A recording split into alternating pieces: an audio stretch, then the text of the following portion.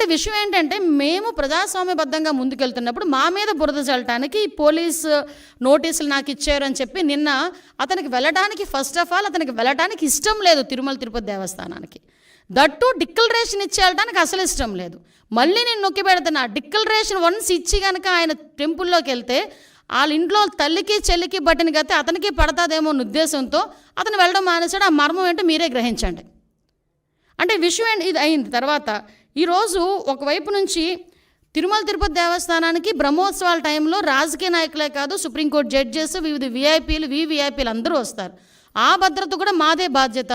ఆ భద్రత నేపథ్యంలో మేమందరం కూడా ఎట్టి పరిస్థితుల్లోని శాంతి భద్రతలు విఘాతం కలిగించకూడదని చెప్పి నోటీసులు ఇస్తే దాన్ని ఈ రకంగా మాట్లాడి టాపిక్ని డైవర్ట్ చేయడానికి నోటీసుల వైపు తీసుకొచ్చాడు. ఇతగాడు మళ్ళీ మేమేదో డైవర్షన్ పాలిటిక్స్ చేస్తున్నామని మాట్లాడతాడు. అరే ఇప్పటికీ కూడా మేము స్టాండ్ అయి ఉన్నాం. కల్తీ నెయ్యి ఉంది. కల్తీ నెయ్యి అయితే లడ్డూ ప్రసాదంలోని కల్తీ నెయ్యి చేర్చారు. కల్తీ నెయ్యితో ప్రసాదం తయారు చేయబడింది. దాని గురించని ముఖ్యమంత్రి హోదాలో ఉన్న చంద్రబాబు నాయుడు గారు కానీ, ఉప ముఖ్యమంత్రి హోదాలో ఉన్న పవన్ కళ్యాణ్ గారు కానీ, లోకేష్ బాబు గారు కానీ మేమందరం మాట్లాడుతున్న ఈ నేపథ్యంలో దాని గురించి మాట్లాడండి అంటే దాని గురించి మాట్లాడకుండా నేను మెట్లు ఎక్కుతాను, ఏంటది దర్శనానికి వెళ్తాను అని చెప్పి డైవర్ట్ చేయడానికి ప్రయత్నం చేసింది నువ్వు. ఈరోజు మళ్ళీ తిరిగి డైవర్షన్ పాలిటిక్స్ అని చెప్పి మా మీద మాట్లాడే పరిస్థితి కనిపిస్తూ ఉంది. ఈ నేపథ్యంలో ఒక గోల్డెన్ వర్డ్ వచ్చింది నిజంగా, లడ్డు నాణ్యత అట, లడ్డు టేస్ట్ అట. అరే నాకు అర్థం కాంది, జగన్మోహన్ రెడ్డి ఏ రోజైనా లడ్డు టేస్ట్ చేశారా? తిరుమల తిరుపతి దేవస్థానం ప్రసాదం లడ్డూని తప్పు చేసి దబాయిస్తే అది నిజమవుతుందని చంద్రబాబు నాయుడు అనుకుంటే అది ఆయన భ్రమే. జనాన్ని మాయ చేసినట్టు శ్రీవారిని మోసం చేయాలంటే కుదరదన్న విషయం చంద్రబాబు నాయుడు తెలుసుకోవాలి. నిన్న జగన్ గారు తన తిరుమల పర్యటన మీద స్పష్టంగా ప్రెస్ మీట్ పెట్టడం జరిగింది. అయినా దాన్ని ఒప్పుకోకుండా చంద్రబాబు నాయుడు తప్పుల మీద తప్పులు చేస్తూ మళ్లీ మాట్లాడతాడు.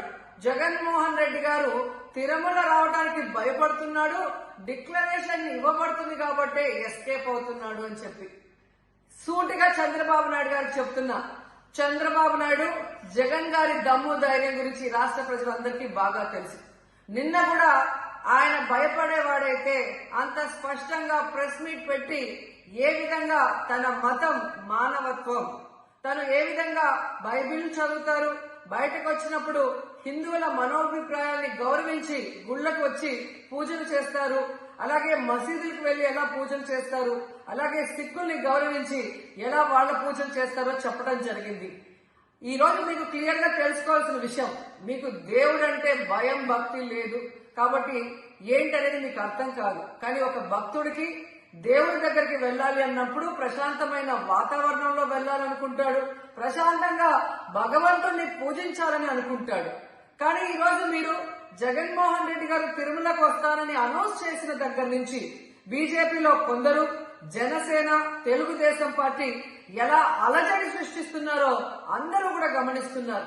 ఏ విధంగా అలిపిరి దగ్గర మేము అటాక్ చేస్తాం, అడ్డుకుంటామని చెప్పటం, అలాగే వైఎస్ఆర్ కాంగ్రెస్ పార్టీ నాయకులందరికీ, కార్యకర్తలందరికీ నోటీసులు ఇచ్చి జగన్మోహన్ రెడ్డి గారి పర్యటనకి పర్మిషన్ లేదు కాబట్టి ఎవరొచ్చినా అరెస్ట్ చేస్తామన్నట్టుగా భయభ్రాంతులకు మీరు ఎలా గురి చేశారు. అండ్ ఈరోజు కుల రాజకీయాలు చేసి రాష్ట్రాన్ని భ్రష్టు పట్టించడమే కాకుండా మత రాజకీయాలు కూడా మీరు ఎలా చేస్తున్నారో అందరూ కూడా గమనిస్తున్నారు. ఇలాంటి వాతావరణంలో దర్శనం చేసుకోలేము కాబట్టే జగన్మోహన్ రెడ్డి గారు ఏ విధంగా ఆ తిరుమల ట్రిప్ ని క్యాన్సిల్ చేసి తన అభిప్రాయాల్ని ప్రెస్ ద్వారా ప్రజలకి తెలియజేయడం జరిగింది. సో నిజమైన భక్తుడు జగన్మోహన్ రెడ్డి గారు ఎప్పుడైనా మళ్లీ వెళ్లి వెంకటేశ్వర స్వామిని దర్శించుకోగలరు. 5 సంవత్సరాలు తన తండ్రి మరి ముఖ్యమంత్రిగా వెంకటేశ్వర స్వామికి పట్టు వస్త్రాలు ఇచ్చారు. జగన్మోహన్ రెడ్డి గారు 5 సంవత్సరాలు మరి పట్టు వస్త్రాలు ఇచ్చిన తర్వాత ఈ నీచమైన రాజకీయాలు చేస్తూ డిక్లరేషన్ పేరుతో మీరు మాట్లాడుతూ ఎవరు అడ్డుకున్నారు అని చెప్పి మళ్లీ దిగజారుడు రాజకీయాలు చేస్తున్నారు.